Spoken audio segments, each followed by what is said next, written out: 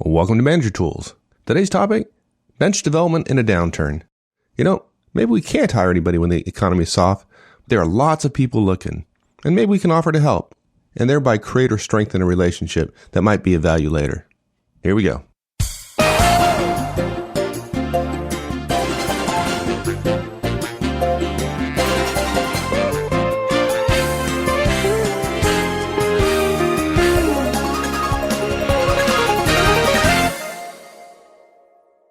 It's unfortunate, but when the economy softens, a lot of managers tend to turn inward, right? We focus on our budgets, our forecast, our bosses, and of course, hopefully our teams.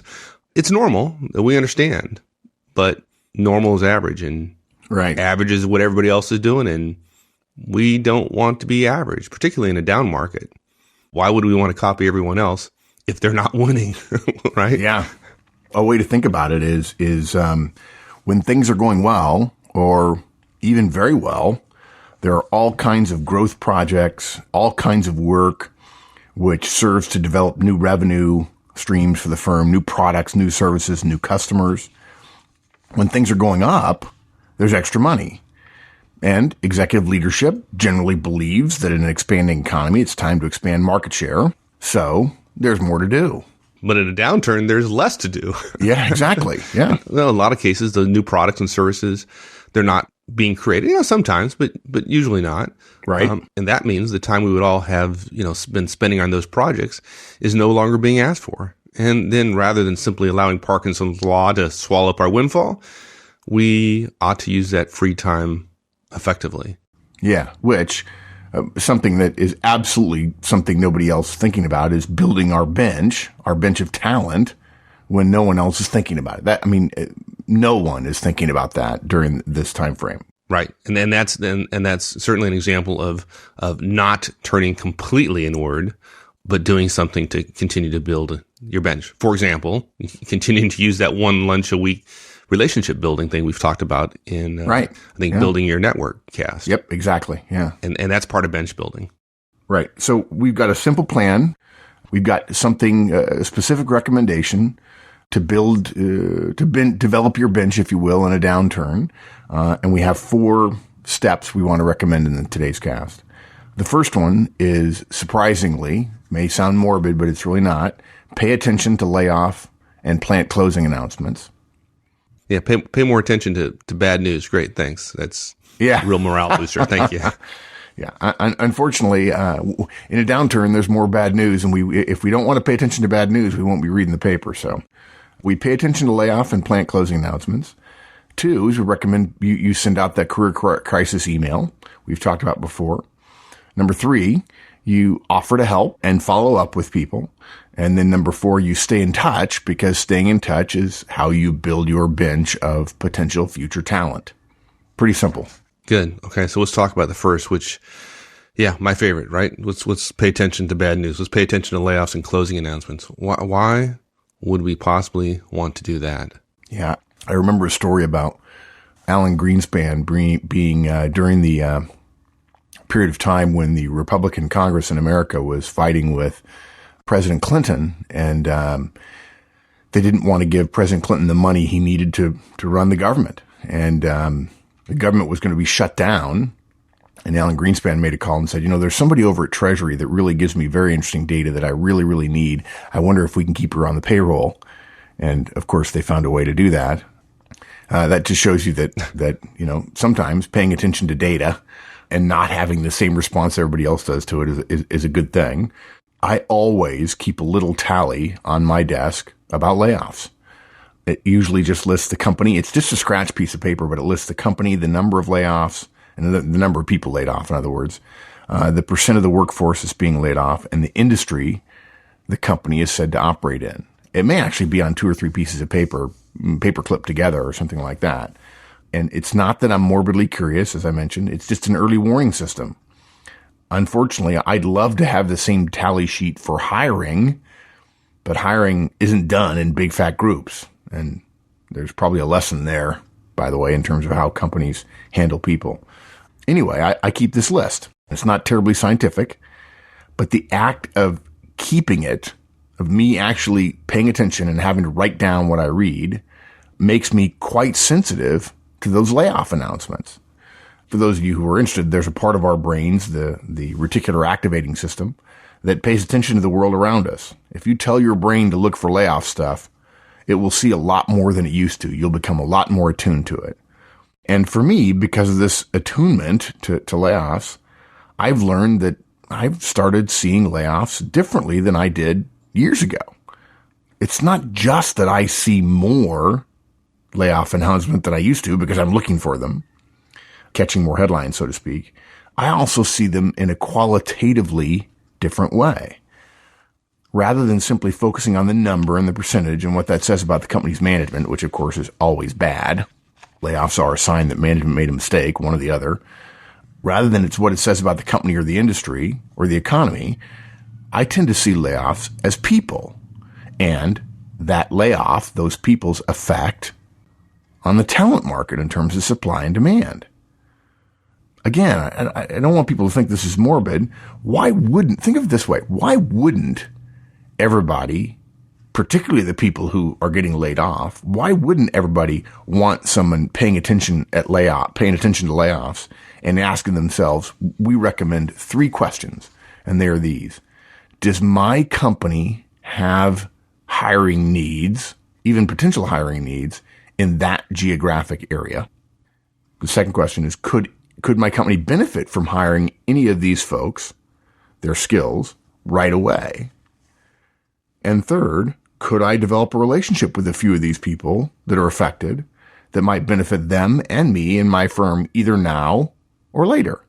And of course, the later part is the bench development part. I think a lot of us could do a lot worse than asking how we might be able to help folks that are in these situations, particularly just after they've gotten a pink slip. I mean, those aren't bad questions to be asking oneself. Yeah, but yet when I tell people about this privately, they're like, "Oh gosh, I can't imagine doing that. I wouldn't want to get totally bummed out," and so on. And yet I see it as a positive. I think I may have an opportunity for somebody, and even more importantly, I find that most people have sympathy but don't do anything. And generally, because they're thinking, I'm in a downturn too, we probably don't have any needs. What we found is, if we only see these people as being on the market at that time, we tend to make a very quick assessment and dismiss most of the laid off personnel because we can't hire them right then. But if you think about it as a bench development opportunity, if we think of them as being in need of help and being open to new relationships that might bear fruit for them, either now or sometime in the future, we suddenly begin to realize that while a month ago these people didn't know us, today they may be very interested in talking to us. And even if we can't hire them directly, we might know somebody who can. Or, let me say this, suppose I can hire them. Suppose our company would never ever hire anybody like that, even if they considered a career or industry change. Well, maybe we might be able to give them some encouragement as well. We strongly encourage folks to think differently about layoffs, see them as people in the talent market, and ask yourself, with this new supply and those people in need of help, could we in fact benefit, and could they benefit from a relationship with us? Right. And this to me is the hidden gem in this podcast, really. If we go back to our Building Your Network podcast sometime back, I can't remember how long back it was, but it was a while back. We talked about building your network, and one of the things is to go out, develop relationships with folks, and figure out how you can give to them without any expectation of receiving on the back end of it. And a lot of folks, I get comments from a lot of folks, is, well, I don't know what I'd give. Well, folks, right now, you absolutely have a lot to give. And what people want under those circumstances, when they've been laid off, they want relationships. All you have to give is yourself. So if there's a time that it's real easy to start building your network and you haven't focused on it before, now is the time to do it, because all they want is you, relationship with you. Yep. Well said. You don't have to send an email offering to help every laid off person you read about. I mean, you can't, right? Because you don't know where to send the email to. In big downturns, you do nothing but that. But seeing this differently, and to your point about giving of ourselves, totally changes the potential opportunities. related to this. Let's go further, though. When it comes to layoffs, folks, they tend to happen disproportionately in a few locations. Generally, companies don't lay off people in every state or every major city or equally across every geography that a company works in. They don't spread the pain around evenly. They don't think that way. The layoffs tend to be focused, and geography definitely matters. That means it would be helpful to know more people at your firm and where they are so that you can do them a favor when these kinds of opportunities present themselves. So that's the reason, the point we make there is that's the reason we start with our first question we ask ourselves when we start seeing layoff announcements is we start with a geographic question. If the location of a layoff is near you, then you ought to know at least one person at the firm, or you might know someone who knows someone at the firm. Maybe you know somebody at your firm who knows somebody there. Right. And going back to the building your network lesson there, if there is a layoff announced at a firm near you and you're in a major city and you don't know somebody in that company, that's a pretty good hint that your network probably isn't as robust as it needs to be. Right. Either you're not volunteering enough outside of work and connecting with other people because of that, or you're not involved in any professional associations, or perhaps you're blind to other people's professional backgrounds. I see that a lot. And connections that might happen in your personal life, at church, at school, in hockey leagues, at cheerleading practices, whatever they might be. And this cuts both ways, right? I mean, if you don't know anyone over there, like that other company or any other company in your geographic area, and a year or two from now, the axe falls on you, and you want to stay where you are for your family, you got kids in school and community, et cetera, man, you have a huge hole in your job search planning that's going to really hurt the speed and quality of your search. Yeah. People on your bench or in your network not only could be future hires for you, for us, they could be key players in our own job search at some point in our future. Yeah. Yeah. That's huge. Yeah, and by the way, one of the best places to get layoff information, we've talked about this before in terms of professional development, is your local newspaper. And I know local newspapers are becoming less and less prevalent, and that may mean a national business paper, the Financial Times or Wall Street Journal or the Globe and Mail, something like that. But this information is available, and depending upon where you are, there are different sources of how to get it. The example that comes to mind is Pfizer, the American pharmaceutical company. They recently announced a layoff of 800 people, which is not small. But what's interesting is these weren't just a random selection of people and jobs. They announced a layoff of 800 of their pharmaceutical researchers. Wow. I mean, really, up until recently, that was the untouchable area. I have some experience in consulting to big pharma, and you didn't get rid of researchers because each researcher was as if it was he or she was a factory. Right. And you didn't, people were relatively cheap compared to building a factory. So yeah, they're not a dime a dozen. Think about it. Probably when you hear a number like 800, you think, wow, that's a lot. But go ahead and think some more. Get past your old reaction to layoffs. We've got 800 big pharma research here. These are highly specialized folks, advanced degrees, very smart people. I wonder, frankly, if the research they do is at all like what researchers do at some firms I know. Maybe, maybe not. I don't know. They do probably have a common set of skills, and I do know that most people way underestimate the ability of their skills to be applied in a different industry. But whether I normally have a use for those types of skills in that industry or not, there are suddenly a lot of skilled people in the market for a new job. Okay? If I had well-established previous relationships with even just some of them, and I'm telling you right now, folks, I regret that I don't, I bet I could hire whomever I wanted, or I could refer them to someone whom I know who could probably get to hire whomever she wanted. These people would be so grateful. They'd be very likely to refer their top-notch friends to me as well, making my further bench building and or hiring. I mean, maybe I don't hire them. Maybe they don't get hired anywhere else. Maybe they get hired somewhere else, but they're still potentially on my bench or part of my network because I reached out and tried to help them. They'll make all of that much easier for me going forward. Okay, so let's say I know there are layoffs going on at Pfizer, and they're research folks, and I need research folks. I mean, I don't know anybody at Pfizer. How do I find out where? I mean, yeah. Well, first of all, if you're wondering how to contact them, it's almost weirdly easy. If you go to the Pfizer website, right on the front page, you can click on a link called R&D. And what do you know? On the next page on the left side, you see R&D locations. Okay. And it shows site in Groton, Connecticut, and Sandwich, England, La Jolla, California. I think there's one or two more. And look, in 2 clicks, we can be saying, I wonder if our firm is near there. I wonder if we know anybody.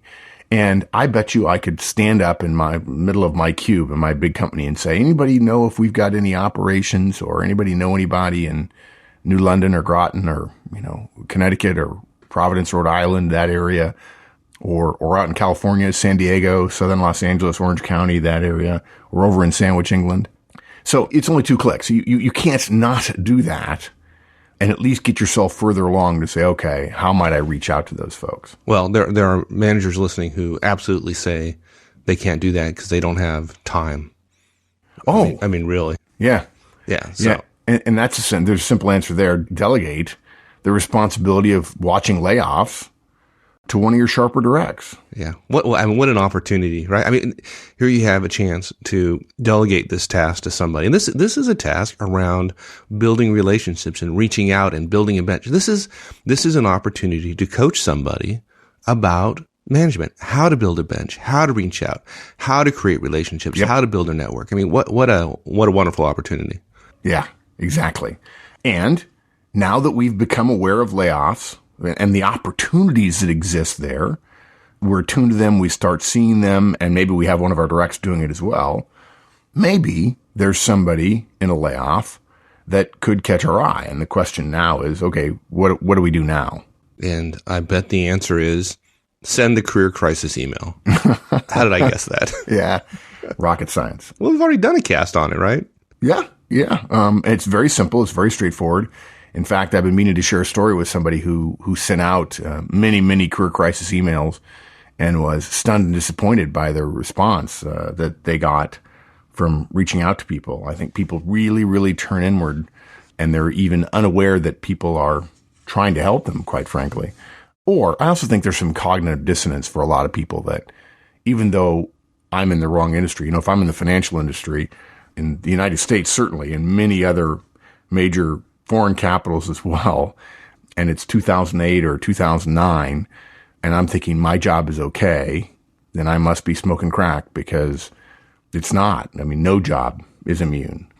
And the idea that somebody sends an email out and says, hey, listen, just want to let you know, I don't know if you've been affected, but thinking about you, hope I can help, that kind of thing, and you don't even respond back, you're crazy not to take advantage of someone offering to help when potentially or actually your job is at risk. So yeah, you're right. A career crisis email. We won't rehash that whole show, but it's pretty simple. You send an email that says, I heard things are difficult. I hope things are okay with you. Feel free to contact me, and here's my contact information. And then we recommend you share an insight or a positive comment that might be helpful or uplifting for someone. It doesn't have to be terribly flowery. It doesn't have to be poetry. It could be, hey, I'm praying for you, or I'm thinking about you, or don't not call because you're wondering what I'll think. Pick up the phone. That's why I sent the mail, that kind of thing. What about in the situation where I've done what you suggested in step 1, which is become more aware of layoffs. Right. And I know there's a layoff, Pfizer, for example, some of the researchers. I think I have a need, but I don't have a relationship with anybody over there. Do I just blindly send a career crisis email to some distribution list at Pfizer? What do I do there? If you don't know someone to send mail to, find someone at your firm who does know someone, right? What you do is you send an email first to your group of friends and associates and ask if they know anybody affected or if they know anybody in that area. Suggest that they send the career crisis email, and actually just copy one of yours that you sent out before, write it for them, put it in the body of the mail and say, look, if you know anybody over in Groton, if you know anybody out in La Jolla that might be affected by this, or for that matter, you might know somebody who might be interested in hiring those people that are in those areas, here's an email that I would send. It may be helpful for you. Now look, 80% of the time, this is not going to matter. But when you start looking for layoff announcements, particularly in a downturn, because that's what we're talking about here, bench development in a downturn, you're going to see a lot more. And even if your odds are only 20%, they're going to be much higher than they are now because you're not seeing nearly as many layoff announcements as are actually occurring. Right. And just think about the impact of one great hire. Yeah. One great hire during a downturn when nobody thinks anybody can get hired until you realize, oh my gosh, this position we've had for 2 years that we never dreamed anybody would be right for. If we look at it a little bit differently, wow, this pharmaceutical researcher would be great for it. They have all the skills. They've just been applying them in the wrong industry. Even if you don't think you can hire somebody in a downturn, let's say your company, you can't. The person is still on your bench 2 years from now. You reached out, you developed a relationship, and I tell you what, if somebody does that for me when I'm in a pinch, well, I'm not forgetting about you. I'm not. Yeah, just when someone writes back from, let's say it's Pfizer, they write back and say, well, gee, you're in finance. How could you possibly help me? Well, actually, I'm not really sure, but I do know a lot of people, and we do have pharmaceutical clients. I don't know that they could be hiring right now, but look, if I were you, I thought it'd be nice to hear from somebody saying, you don't know me, but if I can help, I'll be happy to try. And after the person gets over their stunned disbelief, maybe some of them will say, I'm not going to talk to that person. And well, okay. Is there any harm in reaching out and being kind and being professional and being gracious? No, there's no harm in that. And there's even less harm in it than no harm if someone responds with less than gracious as back. We're not responsible for their behavior. So they're not smart and they're not gracious about it. Well, we still did a good thing and we can put our head on our pillow at night feeling good. If your friends don't want to send out the career crisis email, but they do know somebody, ask them, hey, look, if you don't want to send it, that's okay. Do you mind if I send it to your friend or your associate? I've done that before as well. Hey, look, they don't know me, but they know you. And I'll say, hey, I know Robert. Robert's a good friend of yours. And he gave me your email. He said you may be affected by this layoff. I don't know, but I just want to let you know. I'll be happy to help if I can. I don't know what I can do, but there's nothing wrong with me offering, I'm sure. And then there is one more thing we suggest you do. We recommend that you add an extra point to your email, which says, if there are some friends or associates of yours that are affected and you think I might be able to help, please pass along my email address to them. You never know what might come of it. I'll try to help. Right. Well, I think you just probably pushed some people over the edge here because, folks, I know what you're thinking. I know it. I can hear it loud and clear because people have told me this all the time. Guys, you are nuts. I'm going to be overwhelmed with people calling and wanting help. I can't possibly. I don't have the time to answer all those emails. Yeah. What do you think? Is that your experience as well? Yeah, absolutely. That's what we thought. Gosh. And what we found out was we were wrong.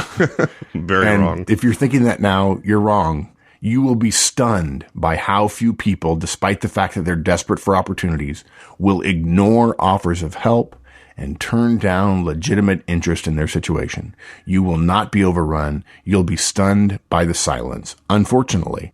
But even further, remember, you're in charge of this relationship. It's completely reasonable for you to ask a copy of everybody's resume first before you start talking to them. It's okay to keep it to just email initially. If someone pings you every 2 hours, that's their issue, not yours, if they're that desperate. It's okay to evaluate the resume you're looking at and quickly discover that you don't have any of those types of needs. Your firm probably doesn't either, and you can't think of any friends who have those kinds of needs either. And so you simply say, look, I'm not seeing any fit. I don't think I know anybody in your industry, but it may be that I can help with interview, make some recommendations regarding interviews or those kinds of things. It happens to us all the time, right? I mean, we get listeners and friends who are in a pinch. They call us and they want help, and we spend time on the phone and we talk and we help. And, and sometimes, most of the times, we don't find them a job. Right. We don't. But it's still useful and people still appreciate it. Yeah, I think the key point is people believe that the measure ought to be, can I hire this person? That's not the measure. The next thing is, can I get them a job? Again, that's not the measure. Okay. The first thing they need is somebody to reach out for them. And in fact, you're meeting that by the very first email. But I would argue that the measure is this somebody who potentially could become part of my network and somebody who could build my bench sometime in the future? And the answer to that is almost always yes, because of course we recommend building your network somewhat indiscriminately rather than targeting only 10 people that you want to get to know. You should be reaching out. We recommend you reach out to as many people as you possibly can and let time and distance gradually winnow out, get rid of some of the folks that you're not connected to or you don't feel a strong connection to in some way. Exactly. And then our last step is, once they contact you, simply offer to help and continue to follow up with them. Yeah. Actually, I don't think it's our last step. I think it's step 3, right? Oh, I'm sorry. You're right. Yeah. That's okay. Look, now somebody's contacted you. They've returned your email or they've emailed you because of a referral from a friend of a friend or something like that. Great. Your career crisis email said you'd see what you could do. And we already alluded to this, but there are 2 things that we recommend you do that will be helpful. One is, of course, we already mentioned this, ask for their resume first. You'll be surprised, folks. This eliminates a lot of people. Not the good ones usually, which is actually a nice thing. There is nothing wrong with not doing a thing beyond well-wishing for someone who doesn't have or won't send a resume. It's a requirement in a job search. And if they don't want to send it to you, that's fine. Or if they don't have one, that's fine. But then you don't have to do anything more than say, well, if you want to send me your resume, great. If not, I totally understand. I'm terribly sorry for the difficulties you're facing. I'll be praying for you. I'll be thinking about you. Best wishes. Let me know if I can help at some point in the future. And maybe they don't contact you or not. What's the harm in a short email that you already have written and sending it and then discovering that somebody doesn't want to send you the resume? Okay, their loss. Yeah. Second thing is make a decision quickly. And the decision we recommend that you think about is this. Am I interested in this person? Do I want to refer them? In other words, am I interested in hiring them? Do I want to refer them to somebody who might hire them? And or might they be somebody for my bench? Maybe you think they're great for you. Good. That's good, right? Start recruiting them. Maybe they're right for somebody else. Okay, great. Refer them. And if it's neither one of those things, stay in touch and over time, see whether or not there's someone that might become part of your bench. And keep in mind that you can refer someone who ends up staying as part of your bench. If I refer Joe to my friend Terry and Terry hires Joe, Joe feels very indebted to me and is very likely, provided I find Joe to be a value and a person that I want to continue communicating with, he could be a part of my bench for the future. If he's not part of my bench, he's part of my network. Yeah. Well, a key point here, folks, you don't have to interview everybody you send an email Yes. to, Oh, gosh, right? yeah. Get that out of your head. If you don't see a fit, there's probably not one there. So don't waste your time and certainly don't waste their time. Yeah. Yeah. And then to your point, the final step is simple. And it goes back to our cast about building your network, where you simply stay in touch with people. And staying in touch with people is so powerful because no one else is doing it. You don't have to be a genius at relationships or communication or cleverness or always giving to the nth degree. Sometimes literally just staying in touch is enough. Yeah. Well, you don't need to be a genius, but people are going to think you're a genius. Yeah, exactly. Right? Yeah. How is it you know so many people? Well, I just send emails. You've reached out. You've made some judgments. Some people have not followed through with you. Okay. But for a few of them whom you're impressed with, you stay in touch. During and after their job search, you email them once a month, or during the job search, you email them for once a month for maybe 3 to 6 months, and then perhaps less often after that. And as we recommended, you follow our guidance in the Building Your Network podcast. And now, maybe it's just one person. Maybe it's 1 or 2 people a year this way. But you have made lemonade from lemons, and you've started a relationship perhaps in the most powerful way you possibly can, which is you reached out to people when they most wanted and needed help. And what's more importantly, when they began to feel that other people were probably avoiding them anyway. You're not only doing good, you're doing well. And frankly, we think that's the Manager Tools way anyway. I agree. So, easy. Yeah, just start paying attention to layoff and plant closing announcements. Yeah, hey, woohoo. Send that career crisis email, offer to help and follow up about how they're doing, and then simply stay in touch. And that stay in touch is where your bench will come from, your network and your bench. Awesome. Thanks, my friend. Thanks, partner. Enjoyed it. We'll see you. Well, that's it, everyone. Hey, before we go, if you haven't checked out Career Tools, our new weekly podcast that's focused completely on helping you with your career, whether you're a manager or an individual contributor, please do so. You'll find it in iTunes in the business podcast section under careers, or you can go to the website, www.managertools.com, and find it there. We hope you'll join us. All right, folks, we'll see you all again next week. Have a great one. So long.